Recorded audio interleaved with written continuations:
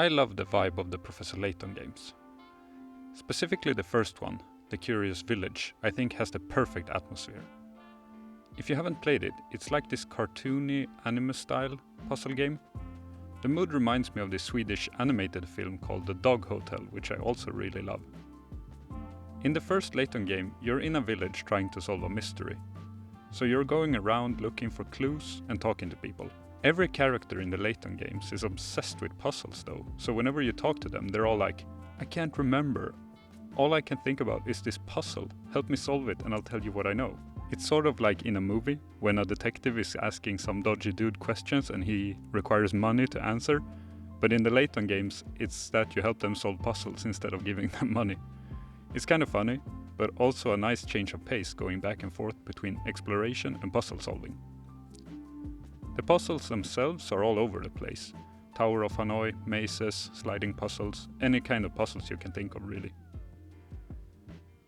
I want this same cozy, quirky, mysterious vibe in the game that I'm developing. But my game is not a puzzle game, it's a chess-like game with custom pieces. The previous game I worked on didn't have a story. It's this abstract block-pushing game, with discrete levels that you solve one at a time. There's no narrative or any overlap between the levels at all. This time around, I wanted to challenge myself and try to make a story with characters and dialogue. So basically, my idea is to make my game like the Professor Layton games, a point-and-click adventure with exploration and characters, but instead of being obsessed with puzzles, the characters in my game would be obsessed with this chess-like game. The story would be something similar to a early Pokemon game, very basic about just exploring a place, battling opponents as you go and beating the grand champion or something. I haven't really decided what the main goal of the game will be, but I'm thinking it will be something kind of light-hearted, not becoming the world champion, but doing something pretty casual while having fun, I think, is my main focus. The Pokemon games are actually pretty similar to the Layton games in that aspect when you think of it. Regardless of what a character is up to, they're all into Pokemon the same way the Layton characters are all into puzzles. So that's my basic story skeleton, and I'll try to add more details on top of it.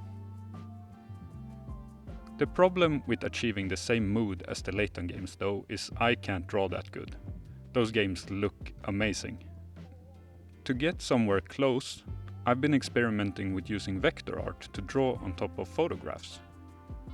I've gone out and taken some photos of places around the town where I live that I think would fit in the game, and I've used Inkscape to draw on top of them to make them look more cartoony and less like photographs. I have 4 locations so far, and one of them is not even based on a photo. It was just some made-up location that I thought would fit with the other ones.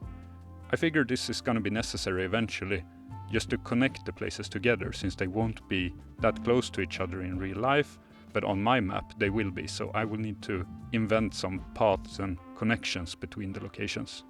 I know these locations are pretty simple right now, but I'm thinking I can go back and add more details later. I try to avoid spending too much time on the details, as long as I'm confident I can do it later. Better to make sure I have a good foundation across the board before going deep into the specifics of any single element, I think. I've also been doodling some characters on my tablet. I'm going for the same thing here, something that works, that I can improve on and redo later to make it better. I'm also hoping just by drawing a lot of characters that I will improve naturally, and by the end my ability to draw will be better and the characters will look better, and then maybe I can go back and fix the earlier ones.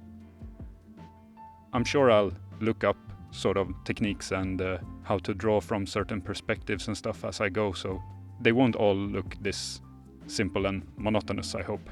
I've made about 10 so far, and I've added them to my Godot project together with the backgrounds. I think this looks pretty okay. Like I say, I hope it will look better in the final version. I'll improve the characters and I'll add more details to the backgrounds. I'm also thinking I will add more movement, more dynamic elements, more animation to the backgrounds, but that I think will come in a later milestone for my project.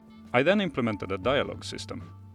I made it so certain pieces of dialogue trigger a scene change when read, I also added conditions so that certain dialogue messages require certain conditions. This means that characters can say different things before and after you defeated them, or after you've interacted with objects in the world. There is also a system for picking up hidden pieces around town. This is my version of the hint coin system from Professor Layton. I think that adds something, that you're always looking through the background, trying to find hidden objects and stuff, but I don't really have anything similar to the hint coins, so I thought I'd add a story element about people hiding pieces for fun when they have more than they need, just to encourage exploration. I'm hoping I can tie that together in a nice way. I then copied the move button straight from Professor Layton so you can move between locations. I've since realized when testing with friends and family that the reason they have that move button in the Professor Layton games is they're made for the Nintendo DS, where you have a stylus, so you can't really hover over stuff. That way you need to press the move button for the arrows to show up to tell you which directions you can move, whereas on a PC you can hover with the mouse to kind of get an indication of where you can move. So maybe copying that just as it is was a bad idea. I might change it later, but it works for now. Since my last video, I've also gone over all the pieces of feedback I received on my last prototype. I got around 16 points of feedback from different people, which I think is okay for a prototype, and all of it was very constructive, so I appreciate that a lot. Special shout out to Thus Kindly on Blue Sky. They sent me a whole Google Doc with a bunch of feedback, and that was super helpful, so I really appreciate that.